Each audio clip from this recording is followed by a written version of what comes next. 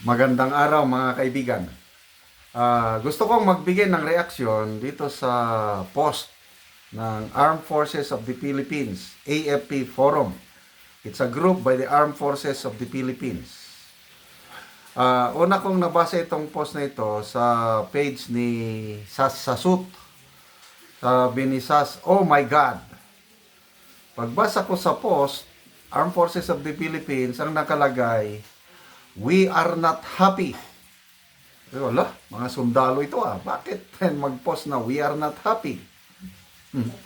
Uh, so, baka fake news ito ako. Sinearch ko ngayon yung Armed Forces of the Philippines AFP Forum at nakita ko nga. Nandiyan no? World Class National Pride Group by the Armed Forces of the Philippines AFP Forum. So, mga 10,000 ang 10,000 members. So, it's a public group.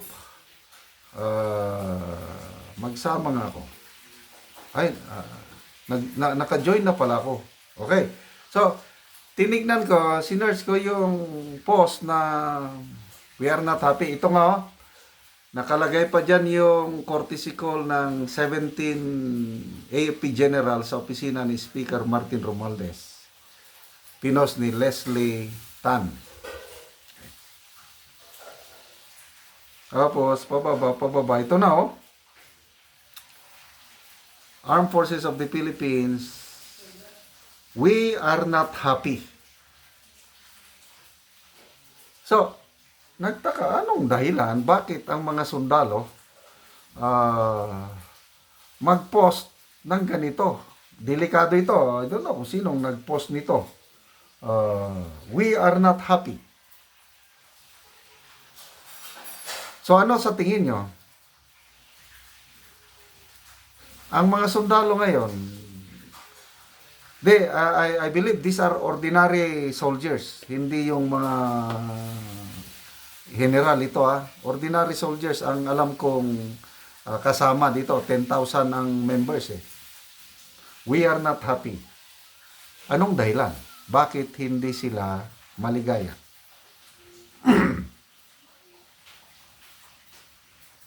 Binasa kong comments doon sa post ni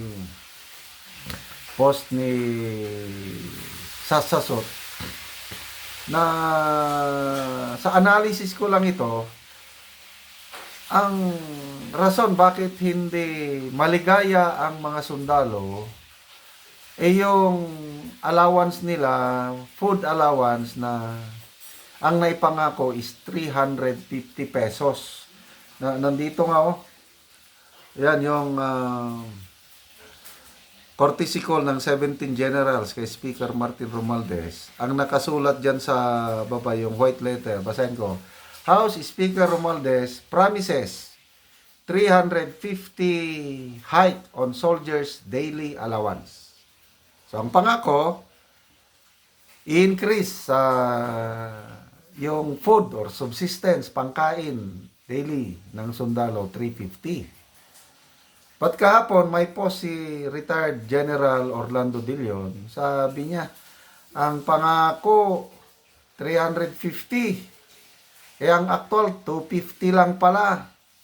Ginawa niyong parang aso ang mga sundalo. Hayop talaga. Sabi ni General Dillon. Tapos, binasa ko ang mga comments, may nag-confirm doon. Sabi niya, legitimate ito. Sabi, asawa ako ng sundalo. Ang talagang matatanggap lang ng mga sundalo is 250 per day, hindi 350 as promised.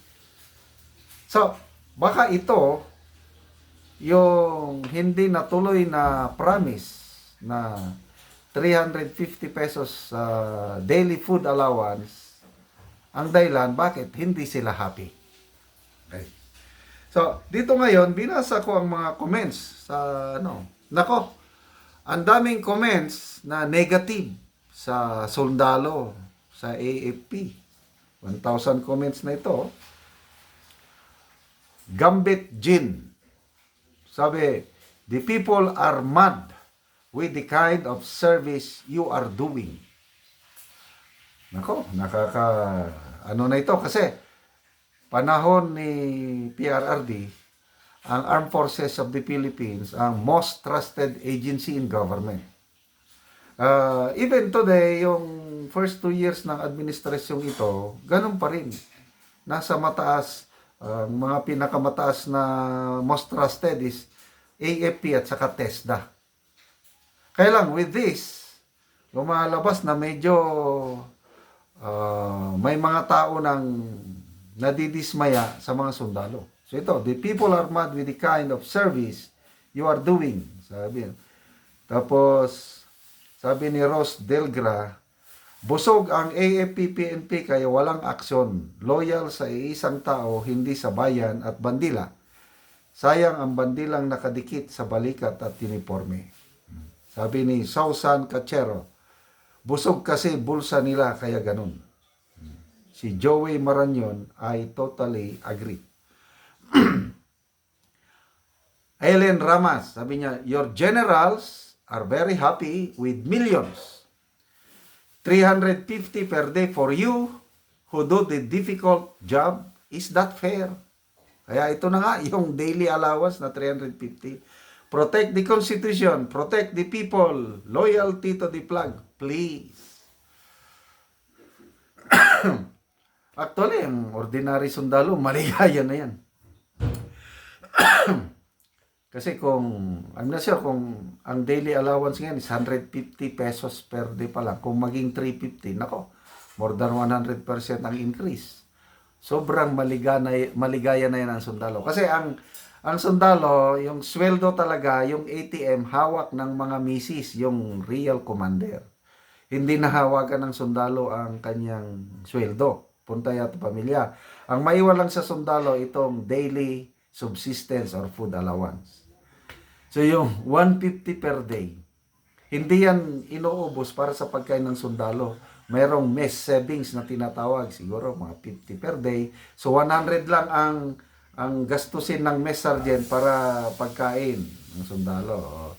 So yung 50 per day times 30 days, 1,500. Yun ang pang extra, pang gastos ng sundalo. Ganon po, kahirap ang buhay ng sundalo. Ganyan ako noon. Ang sweldo ko hindi ko na hahawakan. Nasa commander ko. Ito lang, daily allowance lang ang akin. Kaya happy na yan. Mababaw ang kaligayahan ng sundalo. Sana matuloy na ang 350. Huwag naman pangakuan nila ng 350 tapos 250 lang pala ang ibibigay. Abi naman. Okay, basa pa tayo ng mga comments. Yan, Rachel Gallinero. We are not happy too because you are not doing your job by protecting the Filipinos. Ito na nga. Nagsisimula ng yung trust ng mamamayang Pilipino sa mga sundalo mawawala na. Annabel Ropa, sabi niya. Rachel Gallinero. We are totally sad. AFP, walang bayag. Isa Ken. Si Tambalulo. Sa mga Bisaya dyan, alam nyo ang meaning niyang word na yan. Tambalulo, ang utak ng presidente. Ang utak, presidente, ornament lang si BBM. Ellen Ganyata, exactly. Aster Sabiliano. They are protecting only the political leaders, not the people. Eddie Bolaño, protecting against whom? Roel Bagon, not happy? Then what? Lip service lang, walk the talk. So, show some balls. Erwin Kuyuka Punay. We are not happy with Browner also. With sister as an appointee at Court of Appeals. By this admin, it withholds his responsibility to act accordingly. Anyway, ayan. Halos lahat ng comments negative. Although alam ko, dahil public group ito, mga members siguro, mga sundalo, mga ordinary soldiers, hindi ito yung AFP page talaga. Klaruhin natin. Kuwan lang ito, chat group ng mga kasundaluhan and their family siguro. Kaya naglabas lang ng hinaing ang mga sundalo na hindi sila happy. For what? Yung daily allowance nila na sana ibigay na rin ng 250.